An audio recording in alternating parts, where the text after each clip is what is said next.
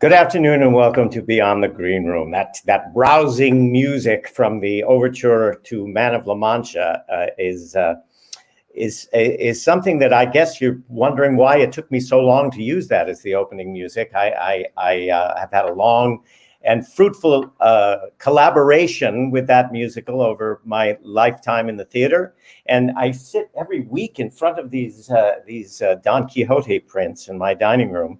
I have two guests on today's show that I have shared productions with, and we'll get to that in a little while. But I guess it's because we're all tilting at windmills right now. So I have three wonderful women to tilt at windmills with today. We have an all-female panel. I'm very excited to see them. And they have each come into the theater in very different directions, and I'm excited to share some of their thoughts with our audience here on Beyond the Green Room. So, without further ado, I would like to bring them on in alphabetical order. This first lady is someone I have known for many years. We were out of touch for a while and got back in touch fairly recently. She is a mover and shaker in the Florida theater community right now, and she's a musical director, a choral director, and happens to be right now the producer of the Carbonell Awards, which is, for those of you who may not know, the big award for South Florida theater. Please welcome Caryl Ginsburg Fantel. Hello. Hi, everybody. Hi, Caryl. I love your background. It's very you. I thought you would. Yeah, I mean, we each have our own studio to broadcast from, and That's right.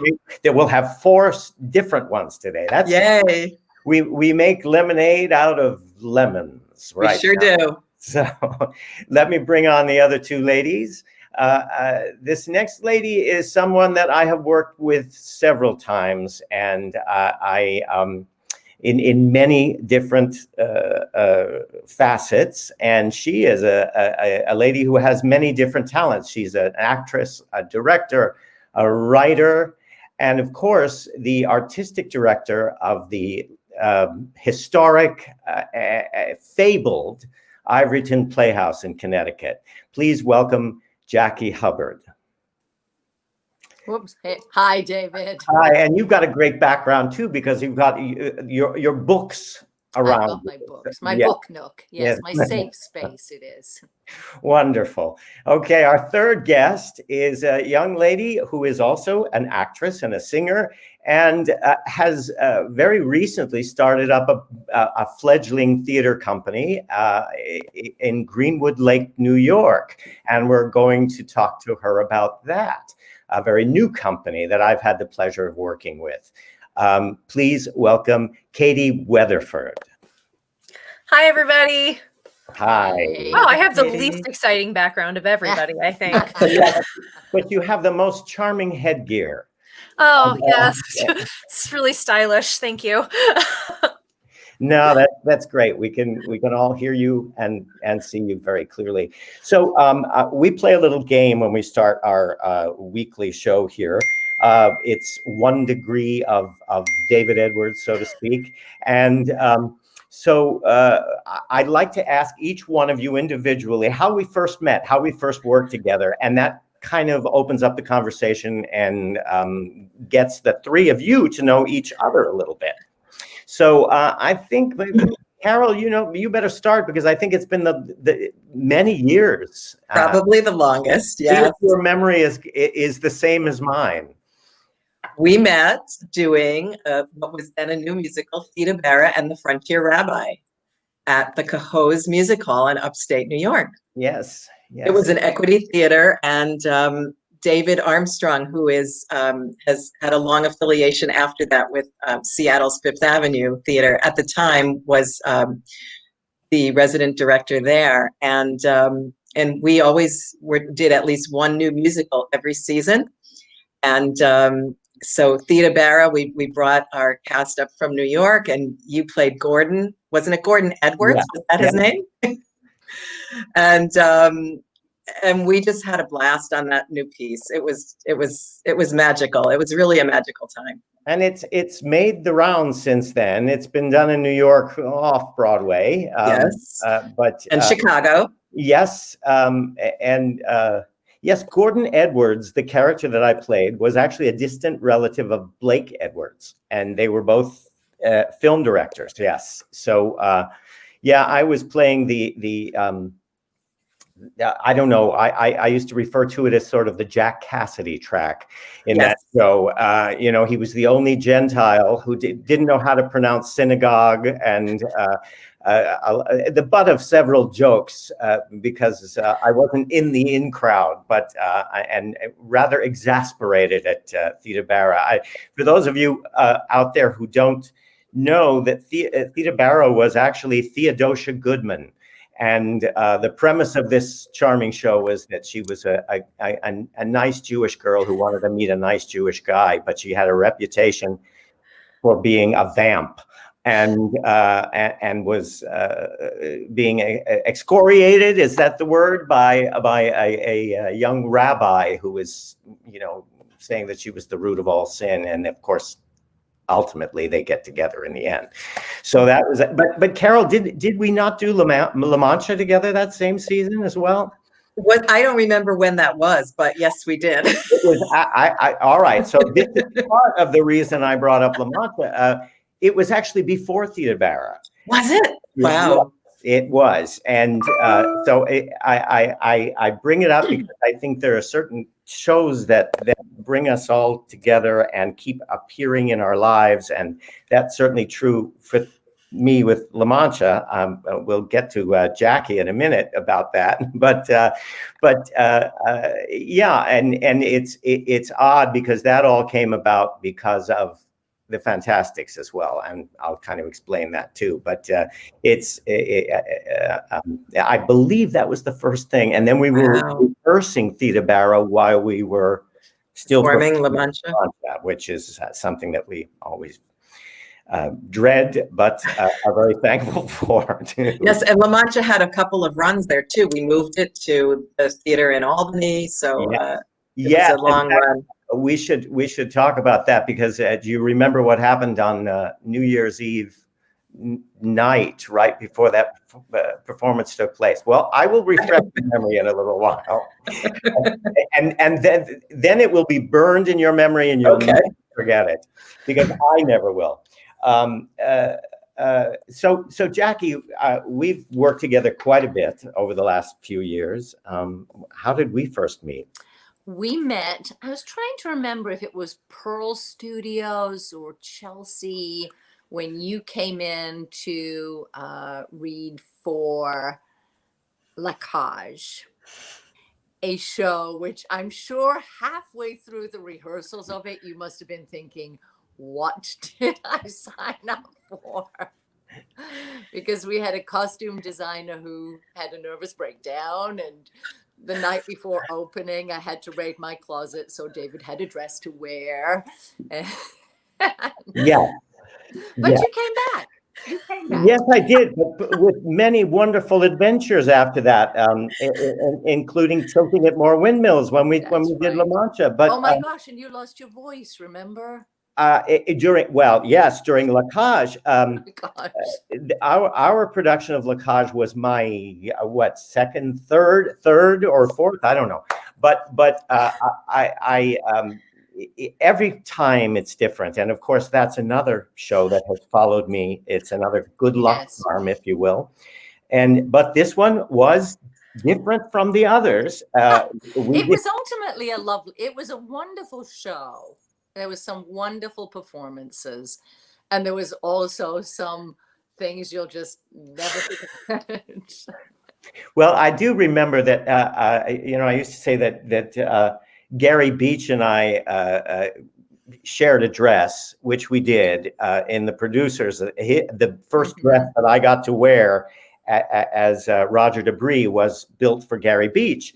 And I knew Gary since I was a little boy, and we did the Rothschilds together. So that's another thing that has followed me through my life, and certainly La Cage.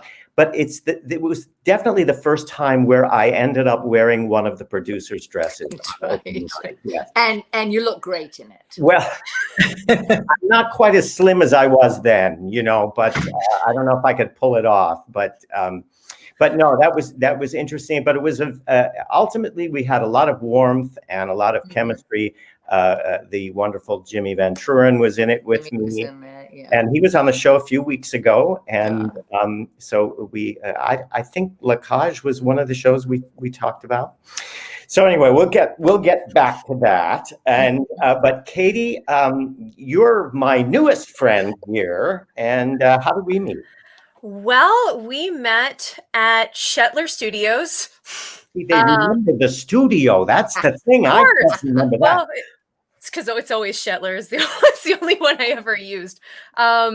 So we met at Shetler Studios, and you came in to audition for our production of Oliver. And to be completely honest with you, I could not believe you even agreed to come in. I remember sending out the appointment offer, and I was like, yeah. And then you actually said you were coming in, and I was completely floored. But we're very glad that you did. I'm very glad I did too. It was I got to play Fagin. I had a couple of near misses with the part, and I really wanted to do it. And so I think I told you immediately. I said it was on my bucket list, so of course. And yes, it was exciting to be part of a burgeoning theater company. I won't say it wasn't without bumps in the road, and a few of them you experienced right along with me. But that's, this is part of the reason I wanted to have you on, because to form a new theater company I don't mean literally today, because that might be impossible, but with what you were doing, I was gobsmacked, the way you kind of built it from the ground up. And I should tell you all that, because you don't know, the venue that Katie and her partner, Mary McKinley, use for performance is largely, or at least it was in the summertime when weather permitted, a beautiful pastoral setting in the park where you have a lake behind you and the sky to light you up, and people come with folding chairs, and it's a charming venue. Very warm, and there's a lot of bugs, and there's a lot of other things. We got through one performance, and then for the rest of the run, the weather did not cooperate. So we never went back to the park. We did the rest of our run in an old firehouse garage, and it had its own challenges. But that's the indomitable spirit of a young company. So, yes, it is a beautiful setting. Actually, after that summer, after being rained out for, I don't know, 80% of the performances that were supposed to be outside, we agreed to one more summer in that lovely pastoral setting, and don't do that anymore. It's really beautiful, but it is just way too many variables. Yeah. Well, that's a big risk. It's a big leap to do that. So yeah, I would be remiss if I didn't point out that you were the Nancy in that production of Oliver. It was a terrific job. So thanks. That was once we actually got on stage and got through all of the other messes that were happening, it was wonderful to be on stage together. Yeah, it really was. I have to say, working with so many kids on stage, what Katie had been doing with Mary is running a program that they were training young people in theater skills all summer, and they were learning their parts for Oliver. I walked into a rehearsal where we had 1 week to put it up, and I didn't know any of these children before. I didn't know their names. I didn't know their faces. And I sort of knew my lines, I thought, and I'd be talking to them and saying, Joe, do this. And I'd go, where is Joe? Who is that? Or who's Charlie? And I would just about know it, and then they would switch casts, and I would be all confused again. So, you know, what you did for an older gentleman in the theater was either something that built my confidence or completely rattled me. I don't know what to tell you. But I did want to say, before we got too far away from Man of La Mancha, that production, I'm glad you remembered Theda Bara first, because it was our premiere. But Man of La Mancha came about at that theater for me because I had done the Fantastics the year before. And I was only 26, and I had played the old actor in the Fantastics. And the producer had originally wanted me to play El Gallo, and a series of events happened. And They do. he said, you know, could you play the old actor? And I thought, oh my God, I'm 26 years old. What the heck am I doing? And I eventually ended up playing El Gallo. I must have known I had a chance at it because I closed the show in New York in Sullivan Street. But because of my playing the old actor, one of the critics said something about my Don Quixote-like jousting. And the producer came back to me and said, how about La Mancha next year? So if I hadn't done La Mancha there, I never would have done Theda Bara and that kind of thing. And if I hadn't done La Cage before, I never would have met Jackie. And the last thing we did together was another production of Man of La Mancha. It was a huge success. Yes. Yep. Yes. It's something that's followed me forever and ever. And I'm very grateful for that. So, David. Yes. What's the New Year's Eve story? All right. Yes, I know. It's your job, all three of you, to keep me on track. Tony does that in the other room. You know, I will. I've had a little too much caffeine. The New Year's Eve story was that we had. Well, I tell you what. Let me show a photograph that of production, because we dug it out. It's very rustic. This was not my first La Mancha, as I found out the other day. See, I don't know if you can see it. That's me in the kneeling, being knighted, I guess, as the Knight of the Woeful Countenance. And the gentleman doing the knighting was Don Mayo, who passed away, sadly, a few years ago. Oh. But he was wonderful as the innkeeper, and he did it again on Broadway with Brian Stokes Mitchell years back.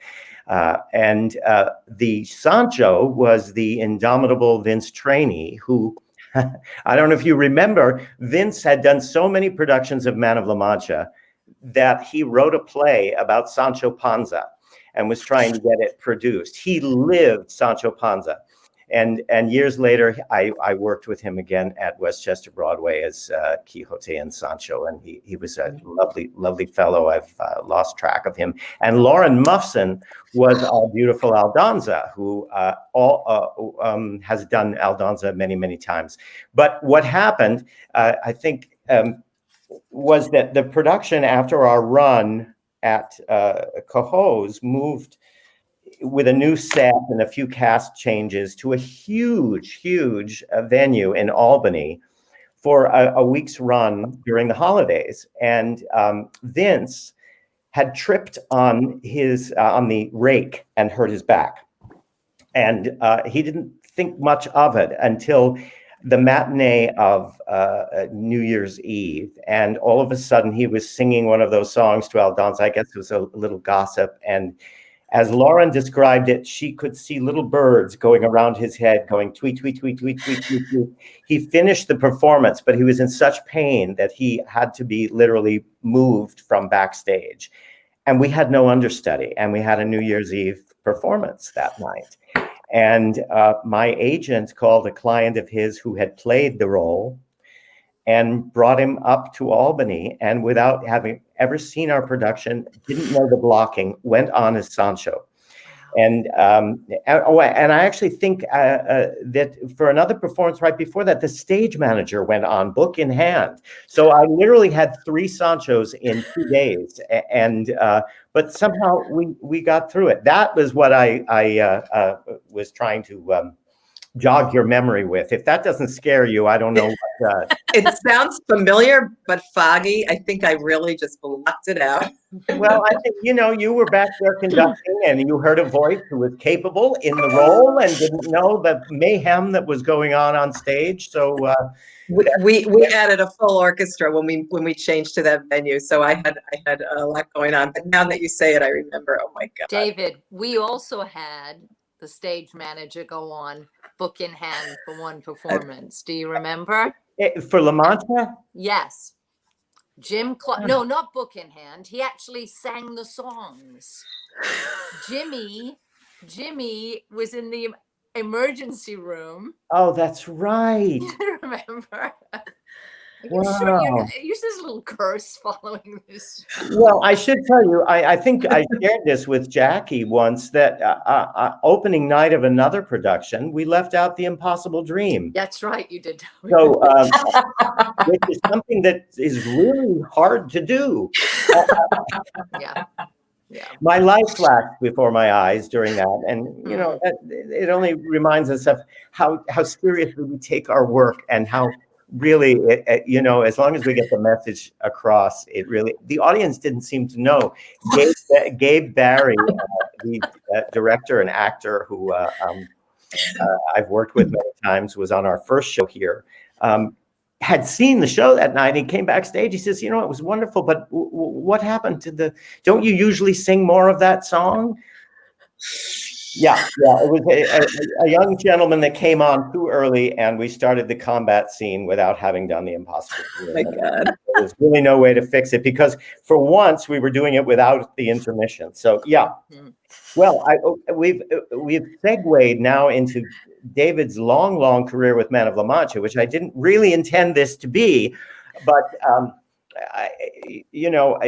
at least it brings some levity, which is not something you expect for Man of La Mancha, into the arena today. So, Jackie, I feel like your story getting into the world of theater is rather unusual. You started in going into radio journalism, and then segued. And I think when you explained this to me, this journey that you took and how you got to Ivoryton, and even continued from there, it is a very unusual story. Could you at least share some of the highlights? Sure. I mean, I grew up in the northeast of England, which was a very poor part of the world. This is Billy Elliot time, coal mines, shipbuilding. And I managed to get a Saturday morning, started as a volunteer kind of job on a local radio station, reviewing records for teenagers, which was so much. And I loved it. I loved the whole buzz of the radio station. So when I went to university, I just assumed that's what I was going to do. And in fact, I had been told, people who teach theater when you're young, or people who run, they can have such an effect on people's lives. I was told by somebody that I didn't have a face for theater. I had a face for radio, which is such a horrible thing to say to a child, but it stuck with me, and I loved radio. But when I got to university and I stumbled into the theater, and I just never came out. It was sucked into that world, a world of stories, and subsequently ended up coming over here. I was with a theater company in Yorkshire when Margaret Thatcher was elected. And at the time, every school district had a theater in education company. This was amazing, Katie. I couldn't believe it when I came here and discovered that America, which was supposed to have everything, didn't use theater in the classroom, that it was just an after-school activity. And anyway, Margaret Thatcher was elected, and that was all largely gone. It's been making a comeback over recent years. But I ended up marrying a civil engineer and trekking around the country from bridge to bridge and joining theaters wherever I went and doing my thing and developing a children's theater workshop that used their stories, dreams, fears into creating their own pieces. And when we ended up in Ivoryton, there was a theater and it was closed 9 months of the year.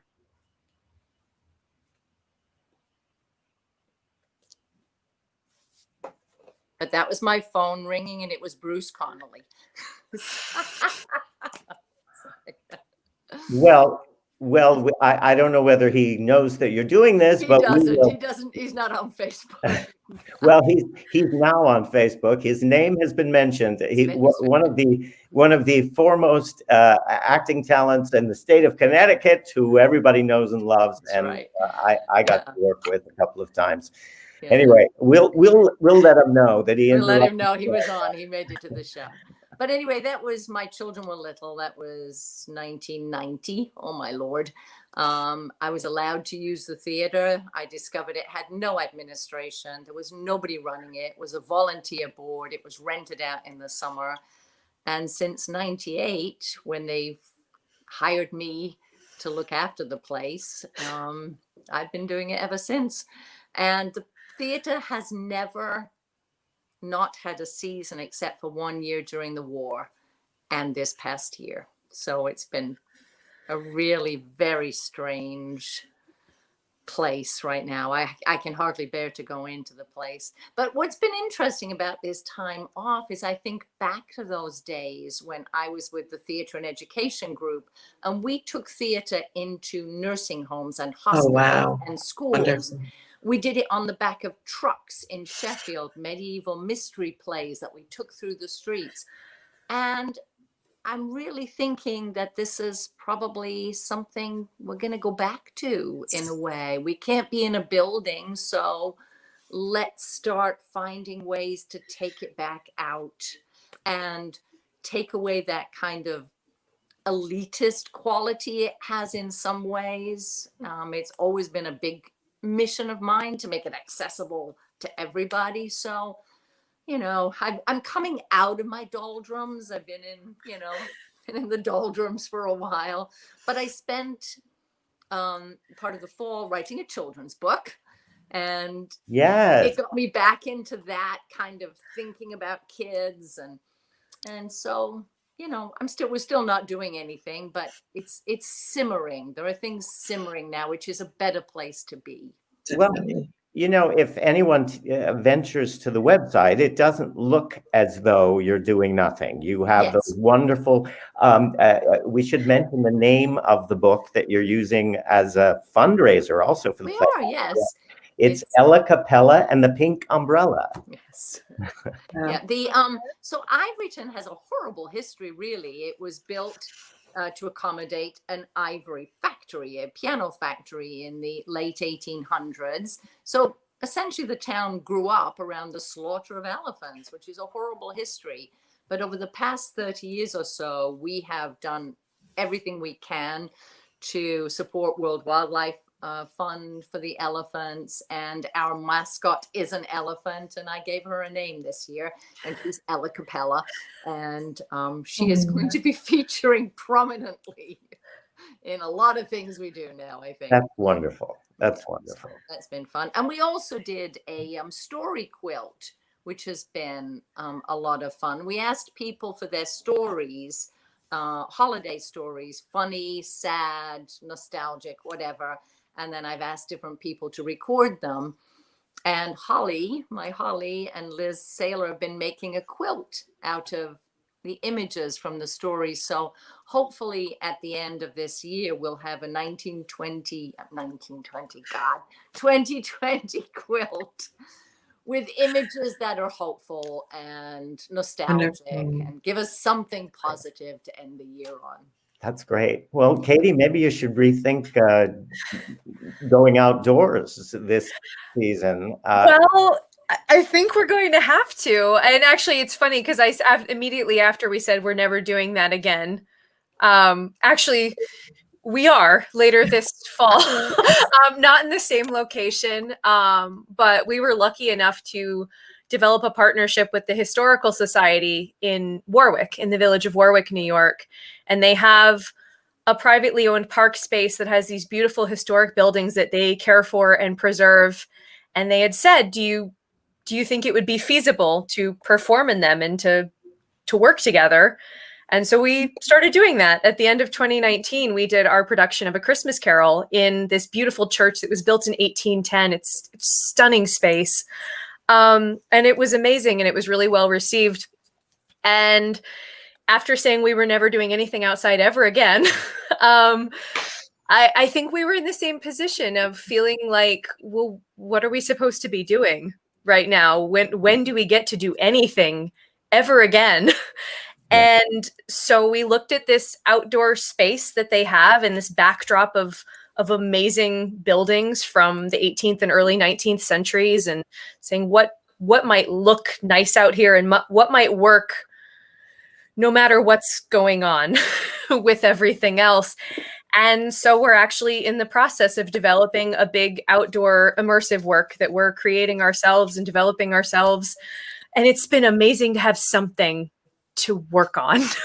Yeah. Well, that's the reason for this show. This is, my season looked to be one of the busiest. Just right. I had another La Mancha coming up, another Don Quixote. One of the plays that I was asked to do is very luckily is on the website for the theater that I was going to go to again later this year. So we hope that works out. But bing, bang, boom, everything fell like a house of cards, and we didn't know where to face. And but I really think that out of the ashes will be theater getting back to basics, and people are going to be so anxious to be actually in the room where it happens again, we have every reason to believe it's going to come roaring back, but maybe not in the same form, and maybe that's not such a bad thing. Have you continued with your children's program, or has that been, Katie? We did. We continued with the children's program. Actually, did our first offerings like during the school year for them. We'd always just been in the summer. We started offering some classes during the school year so they would have something to do. Because I was really surprised when I came out to this area where I grew up. There was a lot of theater in school, and it was really well funded, and we had all these opportunities. We can learn so much. And then when I started meeting some of the kids out here, I realized a lot of them didn't have that. They can't take theater during the school day at all. And so we really wanted to try to bulk the education side up as much as we could. So we did it again in 2019, and of course had a 2020 plan, and had to pull the plug on that. So we'll see. It's something we'd like to keep going. We're keeping everything very tentative for 2021 because we just don't really know what's going to be happening. And obviously, safety is number one priority. Good. Well, Caryl, you did something interesting talking about working with kids. On the Tony Awards a few years back, there was a group from the the Marjorie Stoneman Douglas. Yeah, and you organized the choral group that performed on the Tony Awards. So you work a lot with young people as well. Yes, I have since after college. I've always worked with a variety of ages throughout my career. In public schools, private schools, now 3 different universities. I coach young people privately who are preparing to go into college programs, but all that as well as doing professional things, because I realized we need to inspire and support our young people who need this as an outlet. Whether or not they're going into it as a career, it doesn't matter. It's like Jackie said something about how in England it's just part of the curriculum. I so wish it was here. So if we can get more teaching artists into the schools, that would be fantastic. But I do live 5 minutes from Parkland, Florida, and on that tragic February 14th, where there was the massacre at the high school, Marjorie Stoneman Douglas. One of my colleagues, the theater teacher there, Melody Hertzfeld, did shield over 60 of her students in her classroom. And she called me one day shortly after that. I was in rehearsal and I saw her name came up, and I said to my director, "Excuse me, I need to take this call." And she said, "This is totally in confidence, but we have been asked to bring a group of our drama students to perform at the Tony Awards. Will you help me? Will you do the music direction and help me with this?" I said, "Absolutely." So we could not tell anyone. I literally didn't tell my mother. I said I was going to New York, but I didn't say anything else. And we met at students' homes to rehearse. And we were so focused on this was something special that we needed to do for so many reasons, to bolster the students, but to also continue to shine a light on what had happened and what was broken and what we were doing to fix it. And we were, everything was provided. We went to New York, and it was all in secret. We were taken by bus to different places. We got a tour, a private tour of Radio City Music Hall. The kids got to meet a Rockette. We had different people coming to visit them in where we were sequestered in one of the rehearsal rooms. Rob McClure was especially gracious, and Matthew Morrison, to these young people and their families. And it was, I have to say, an emotional roller coaster, because we all wished desperately that we didn't have to be there, that we hadn't had the reason to be there. But given that, it was probably one of the most amazing moments of any of our lives that we will always remember. Those kids coming out onto the stage at the Tony Awards, and the audience just erupting, absolutely erupting. And the way those kids performed and kept it together was absolutely a miracle, and so inspiring for me as a professional to see these young people bringing such light and such joy out of such tragedy. It was amazing. If you haven't seen it, please, it's on YouTube. Look at what they did, because it was amazing. It was really remember it, and I got to tell you, everybody in the industry, in the theater industry, thinks, "Oh, when am I going to be on the Tony Awards?" And you certainly did it in a very unusual way. very. To bring another bit of levity. So, Jackie, you've also been doing a project at the theater that I've been keeping up with, that I teased you with, because I said all those pictures on the wall that are inside the audience. Yes. If you've never been to the beautiful Playhouse, there are 8x10s of the many stars and luminaries in the theater who have appeared on that stage. It's I wouldn't say intimidating, but it's awe-inspiring. A performer who does that. There's so much history involved in the Playhouse. Katharine Hepburn got her start there, but so many luminaries. But you've been doing a sort of a virtual tour of those portraits. And I actually would like to play one of them right now. And because you called it "If These Walls Could Talk," so here's one of the installments with Jackie Hubbard playing host to the history of the Ivoryton Playhouse, "If These Walls Could Talk." Go. Hi.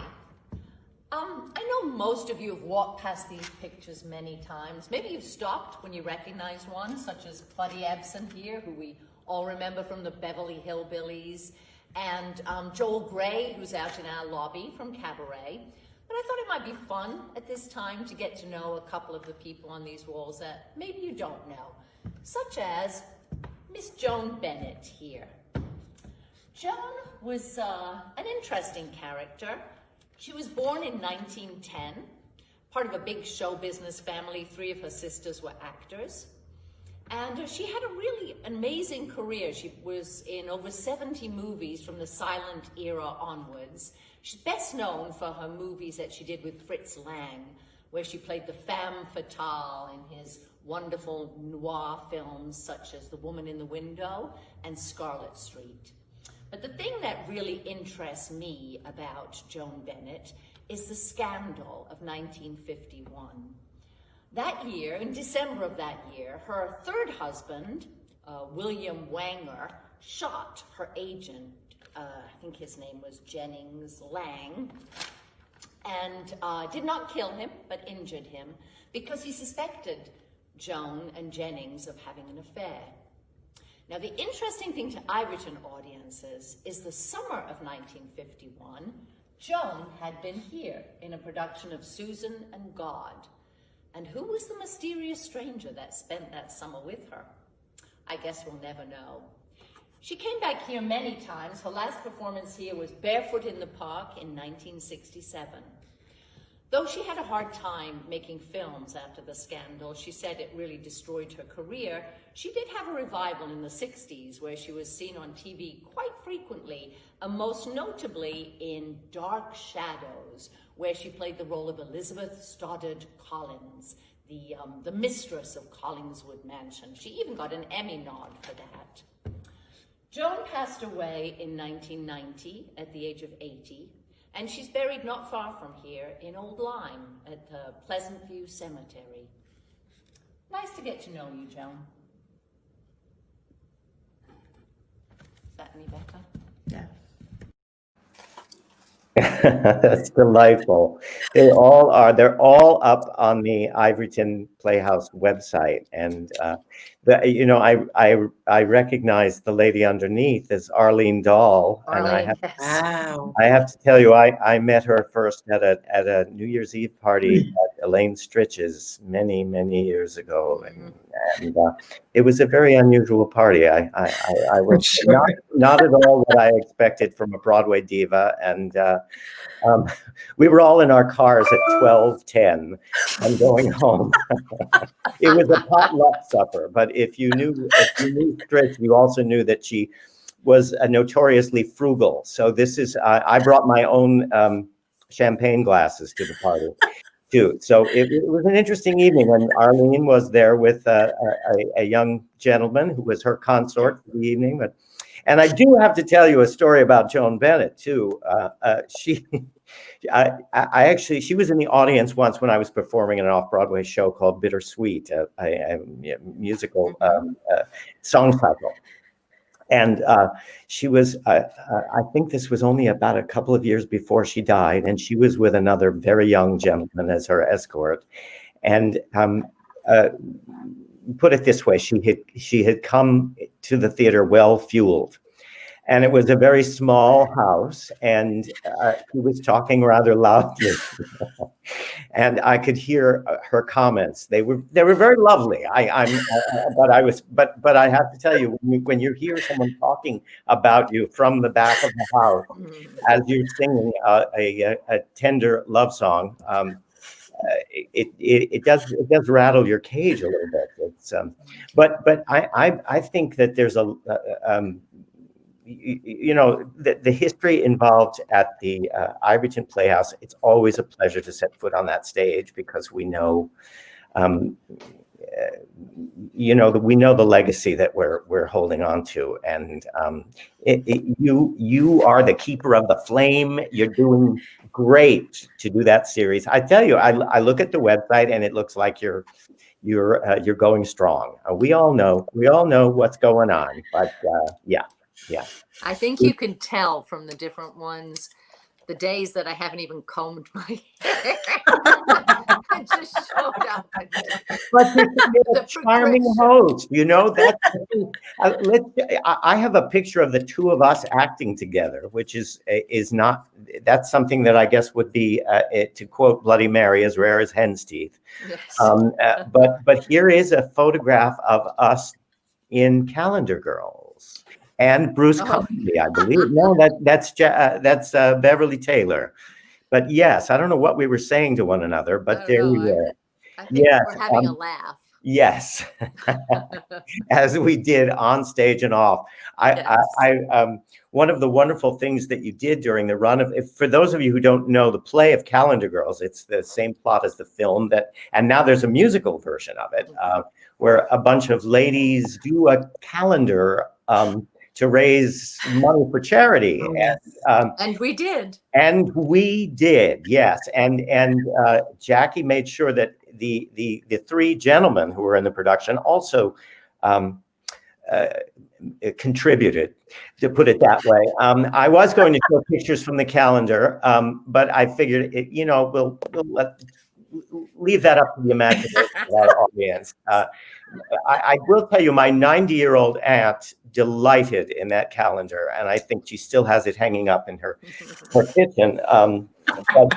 It was another wonderful idea for fundraising that you inspired, and it was a pleasure to be part of that show. What others did we do together? We did, of course, La Cage. The 39 Steps. That's right. Another one that I've done multiple times now. Yes. And we brought our Christmas show to Christmas show. Yes, that's right. Oh yes, there's the 39 39 steps. Yep.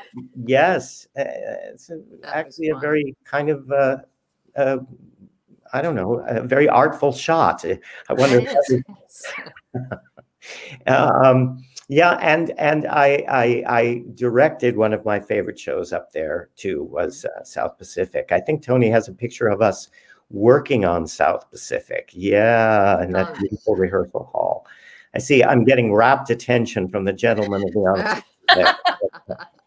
For those of you who have never worked with me as a director, I can't sit behind the table and just let it happen. I'm always up in their faces. So you'll be forewarned. But that was another lovely, lovely memory. And of course, Man of La Mancha. And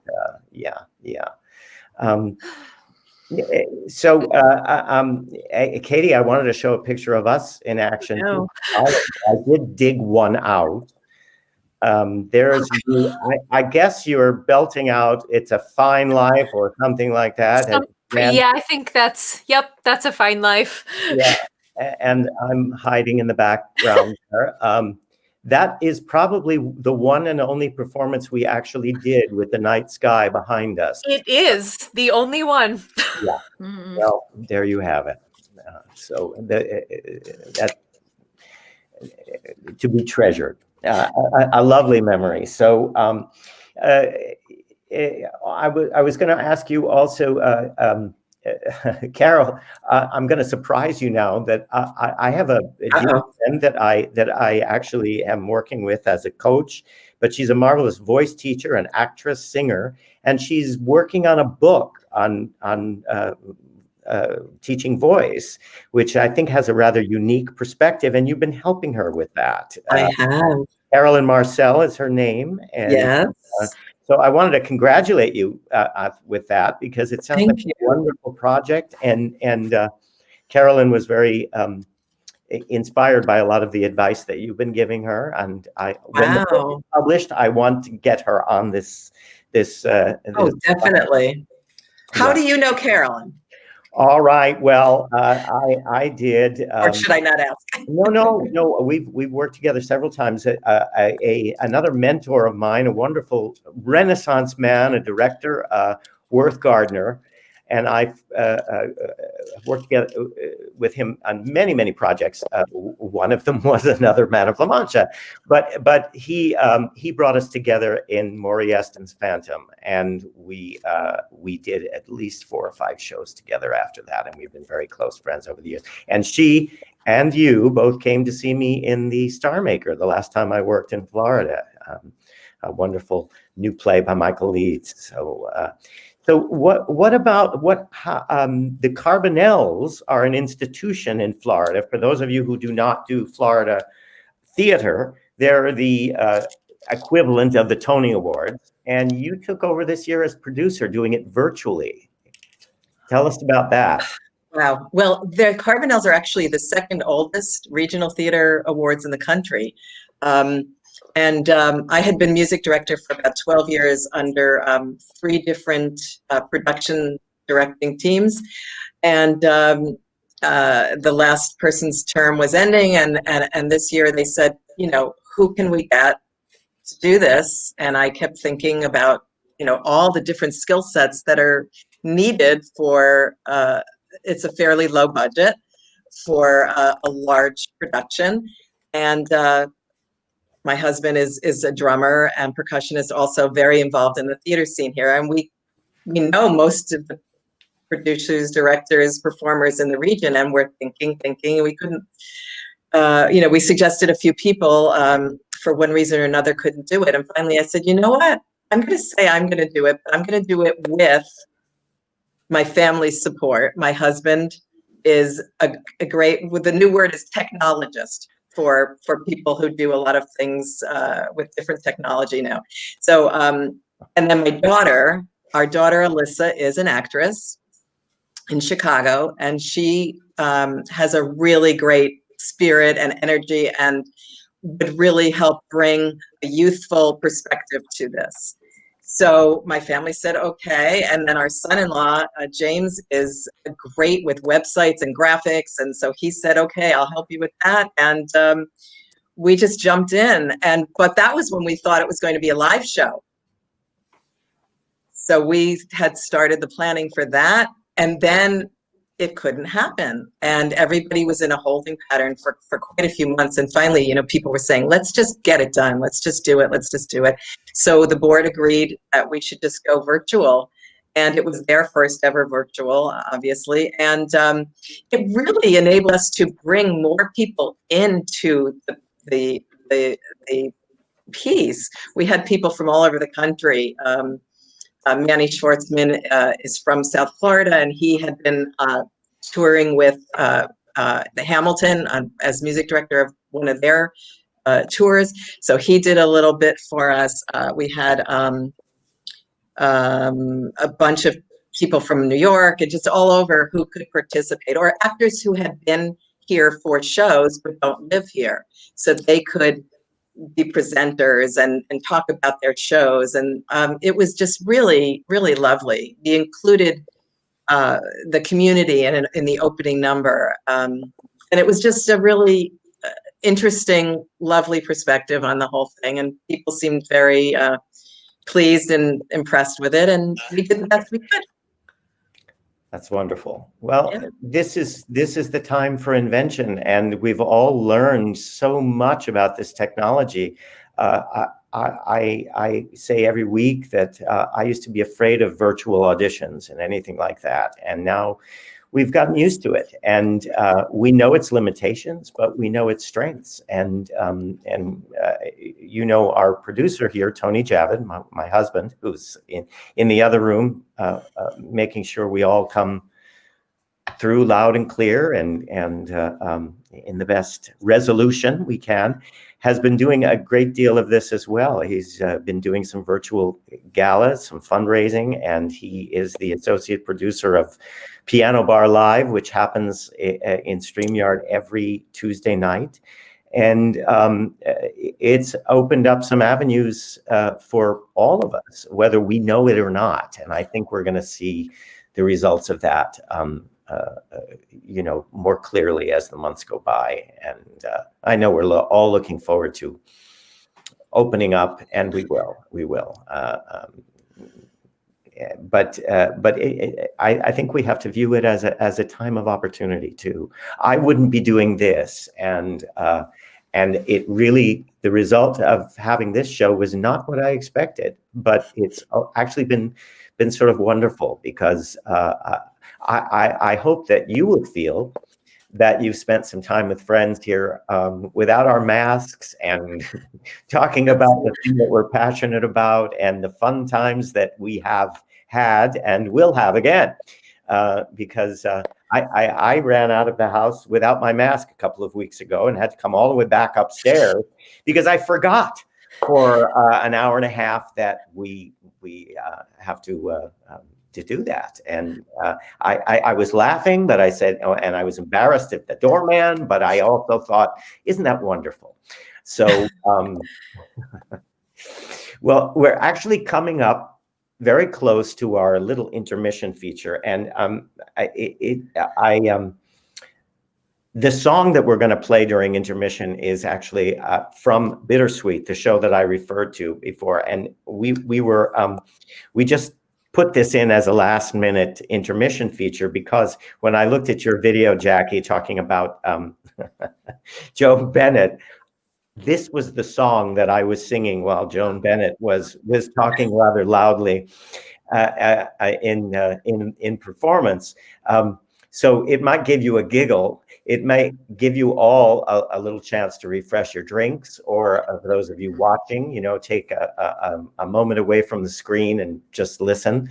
But we also want to ask our quiz question, and this gets back to the show that we've been discussing more than anything else today, at Man of La Mancha. Now, we know that it's been revived several times, and of course, we know Richard Kiley originated the role, and many illustrious actors, including people like Jose Ferrer and Hal Holbrook, played it on Broadway.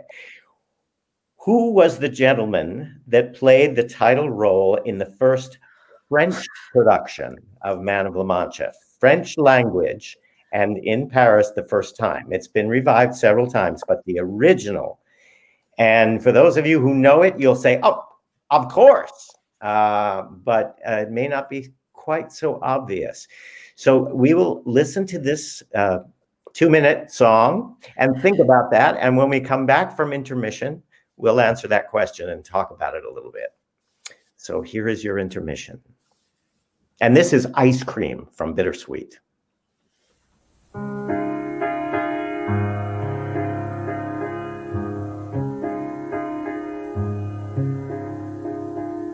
Summers come, summers go, the sweetest summer that I did know. He bought me ice cream. I've always loved him so. Freckled face, a party dress. Who I like, go on, try to guess. I bought her ice cream. She said she liked me best. I've always loved her so. All the summers I've spent in between, how they've run by so fast. Where did that summer go? Only the children know. Hide and seek, apple trees. Who I like, come on, don't you tease. He bought me ice cream. She said she liked me best. I bought her ice cream. I've always loved her so.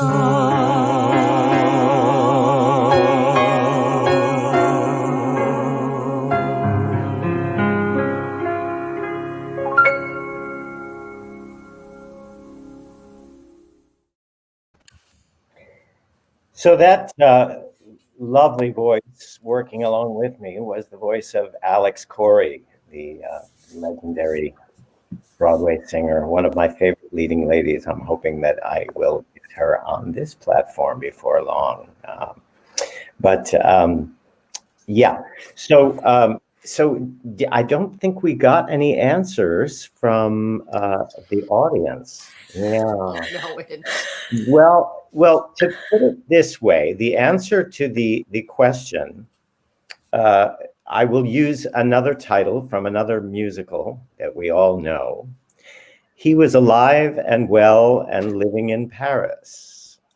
Oh, not Jacques Is it real? Brel. Yes, Really? Jacques Brel Oh. actually played Don Quixote in the Okay. Paris that- production of Man of La Mancha. How Who knew?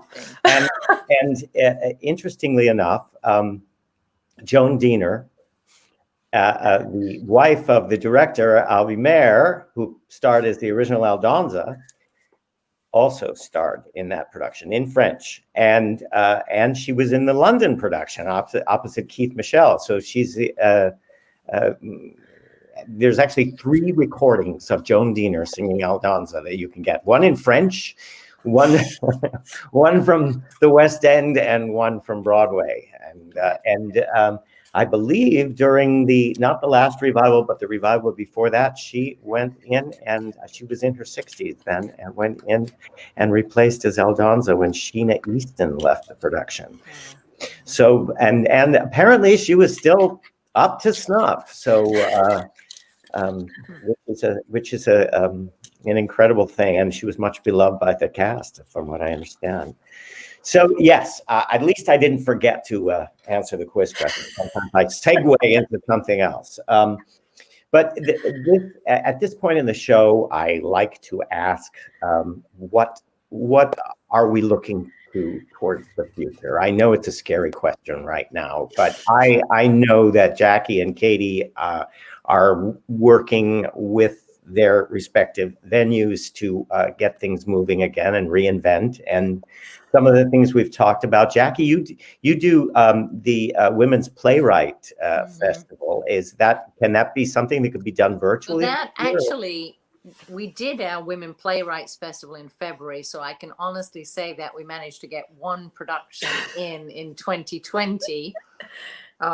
We had on our stage, we were actually in dress rehearsal for Gerard Alessandrini's Forbidden Broadway, which he'd done a special version for Ivoryton because he now lives in Ivoryton. He has a Yes. So every time I go into the theater, that's what I see is the whole Broadway landscape. So Women Playwrights, we were able to put out a call for plays. We got 217 plays. So I have a bunch of readers, and we have been reading. And at first we thought we'll be able to come back and do this in March, and then maybe April, and then maybe May. So I don't know. I don't want to do it virtual. I would love to because the whole point of a playwrights competition is that the playwright gets to work with the director and actors in a workshop. And I don't know how to do that because I'm too old to figure it out, online. No, it's difficult. I was working with very briefly with a writer who wanted to do a Zoom presentation, and the play was very worthy, but it had a lot of problems, and I wanted to work with them. It's hard. And he was very resistant. He felt it was perfect the way it was, and that we should do it that way. And there wasn't much for me to do as a director. Right. So it didn't quite. I don't think it helped him, and I don't think I certainly could not be of any help. Right. And it would have been. My fingers are crossed that I'll be able to. Maybe the beginning of the summer. I don't know. I've seen a lot of online stuff. I don't know if any of you saw the Ratatouille. Not yet, but no. So a very dear friend of mine who was one of the producers of Slave Play, they have a little company here in Connecticut. They put it together. They're called Seaview Productions, Carly Callahan. So I watched it because I've been very hesitant about these online. The TikTok musical obviously scared me silly, but it was fantastic.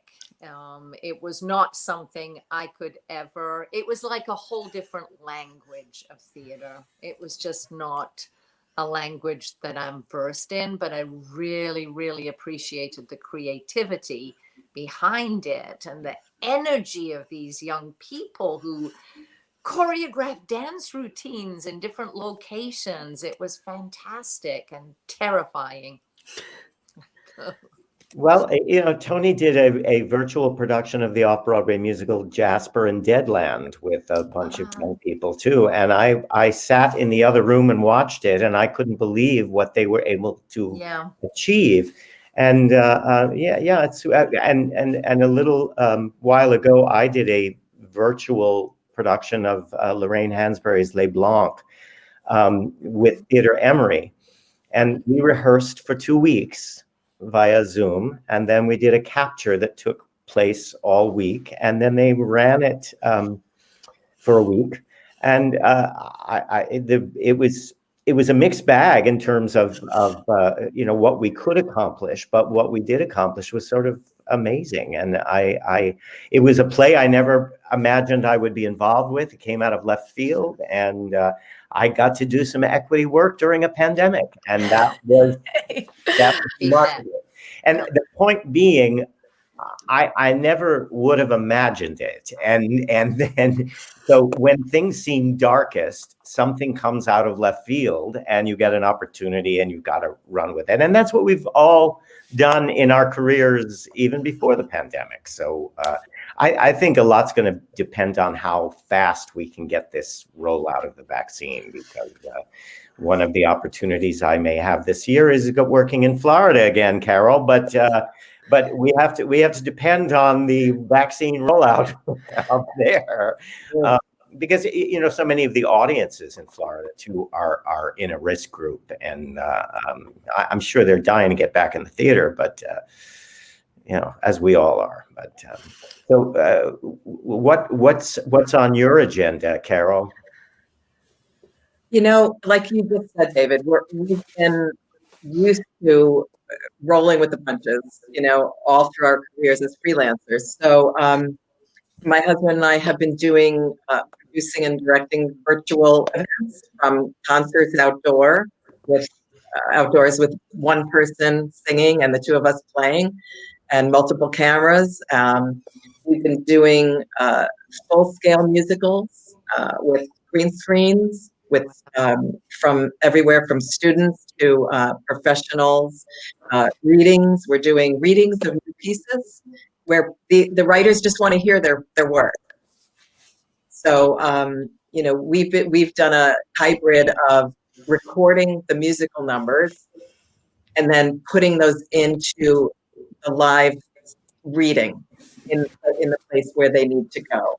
So the readers, the actors are live in person on Zoom, and then when we come up to a musical number, he switches it over, and it's very smooth. So we're doing lots of things like that, and I think there's going to be with us for a little while. So we're doing a lot of it. Musicals are especially challenging with this because you have to deal with so many sound issues, and I'm not one who can accompany himself, so I have to depend on a track or having someone in the room, and that's rather difficult right now. But we create tracks, or we have tracks. There's a Holocaust piece that we're going to be doing for Holocaust Liberation Day coming up. So there's just like a myriad of possibilities of how to make it happen. And I just think the possibilities are endless.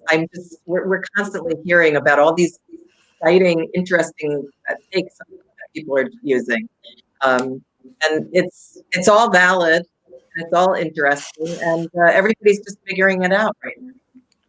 Yeah. Well, see, it's that kind of determination and optimism that I think we all have, and we must have, and in the darkest days, or in the very beginning, we didn't think this was going to last but a few weeks, and then a few months, and then it seemed like it would never end. And now we're beginning to see the light at the end of the tunnel. And but we have to take it day by day and keep calm and carry on, as they say.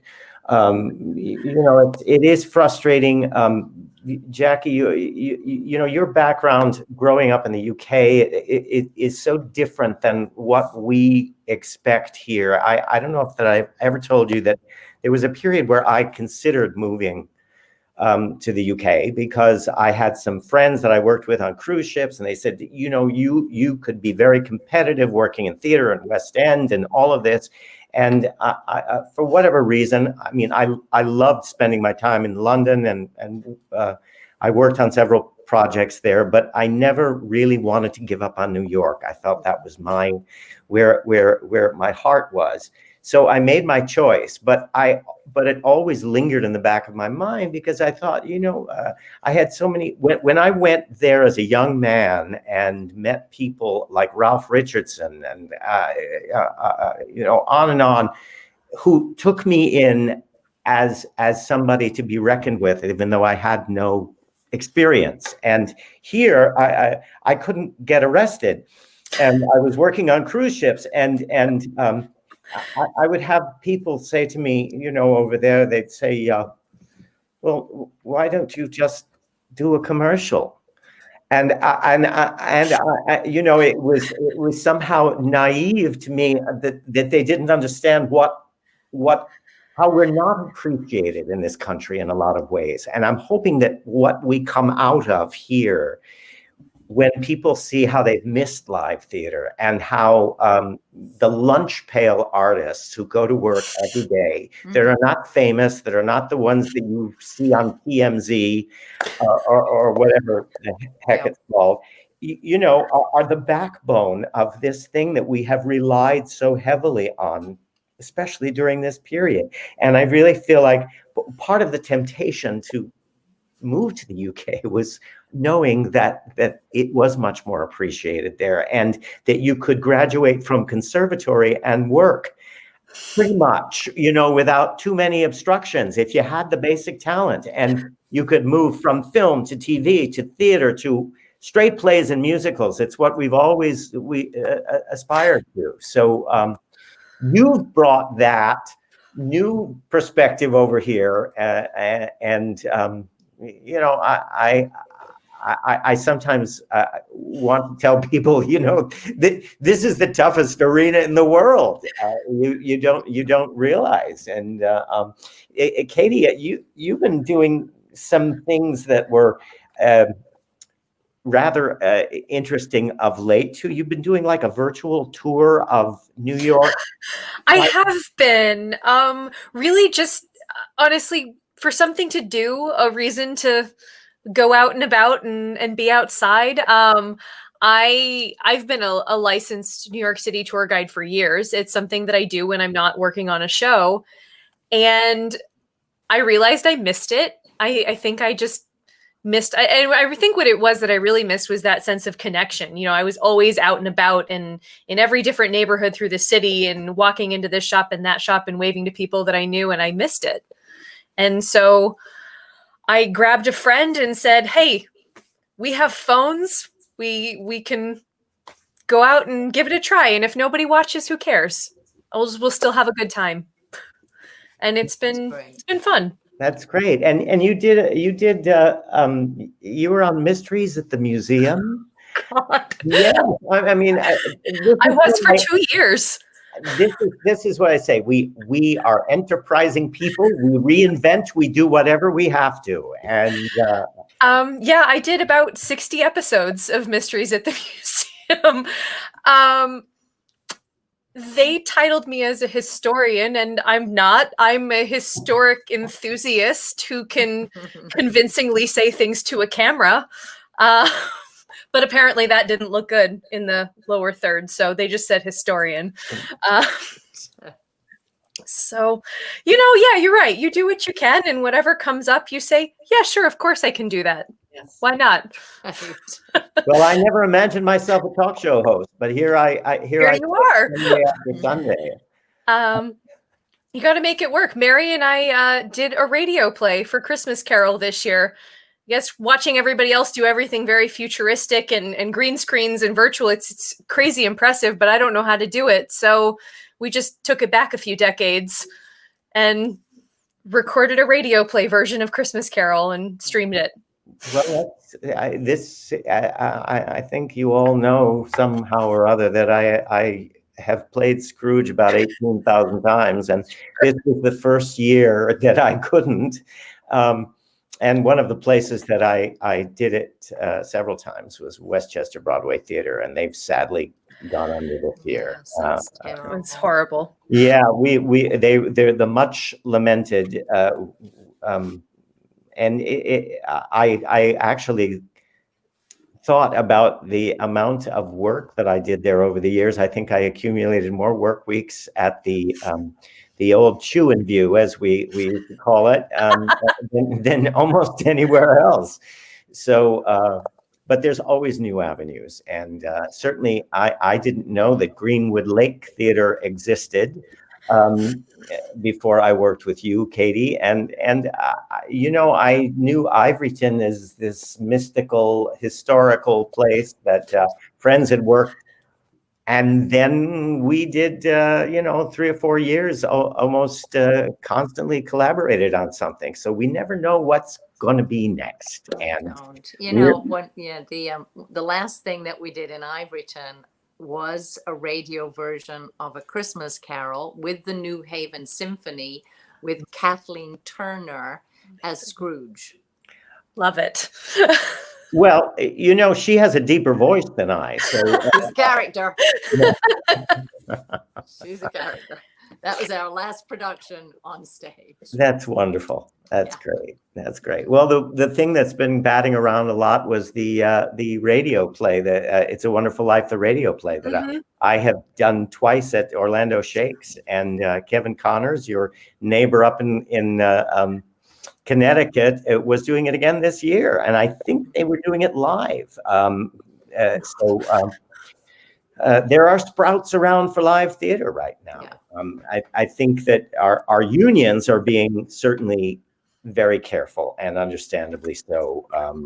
But a lot of the non-union theater has been happening.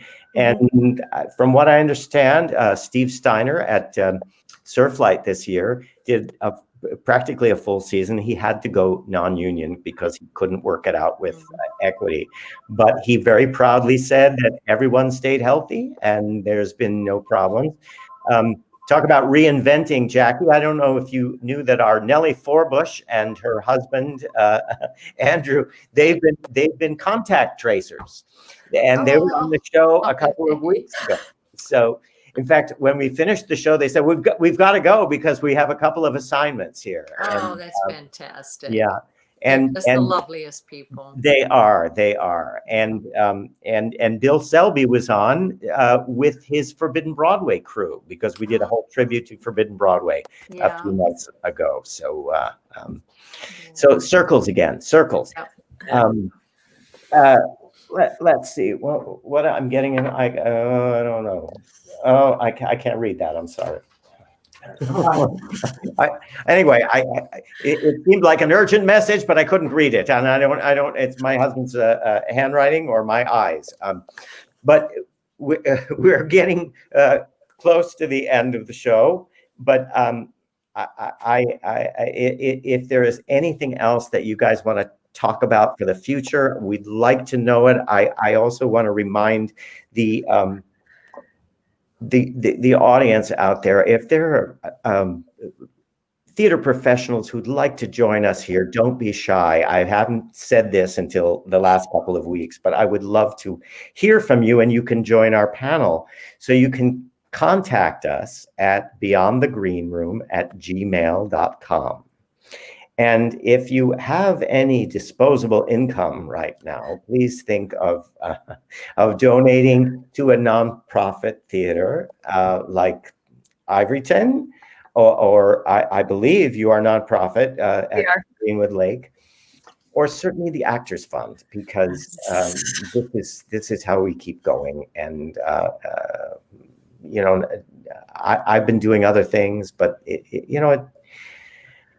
it doesn't provide everything, and the actors, the theater makers are the artists that are keeping us all going during this pandemic. What if we didn't have Netflix and Beyond the Green Room to turn to during this time period. So we really appreciate your support in every way. You know, David, can I just say, if anybody, I feel like we've been hibernating and that we're slowly coming out and open to ideas. I think we need to hear from people, their ideas, and because I don't know about you, but I felt like a little these little boxes, like a little monk in a cell, and we communicate virtually. And I feel like there's a whole world of ideas out there, and I don't know how to tap into it. And a young girl who was a violinist who asked me if she could use the theater to record in, I said, sure, go ahead. I get talking to her, and she's telling me all about the equipment I need for live streaming, which obviously we're going to need going forward, which is not something I thought we'd ever do, but I understand. But I wouldn't have known what to do if I hadn't, you know, met this young girl. And I feel like there's a lot of those connections out there, and places like this show help because they help people get the message out. They help us talk to one another and hear what we're doing. But I feel like parched for ideas right now, that my world experience is in the four walls of a theater and in the confines of that world, you know, David, what you and I inhabited. But there's a whole young population out there who have whole different experiences. And I feel now is the time for us to say, we need to hear from you. We need to know, is there something that we can do to reach out and connect with people? And so anyway. Very well put. And I hope that message gets out there to young people who may be watching. Don't feel intimidated by these professionals who are seemingly part of the old world, and that you don't have a legacy yet. You will, and you need to share your ingenuity.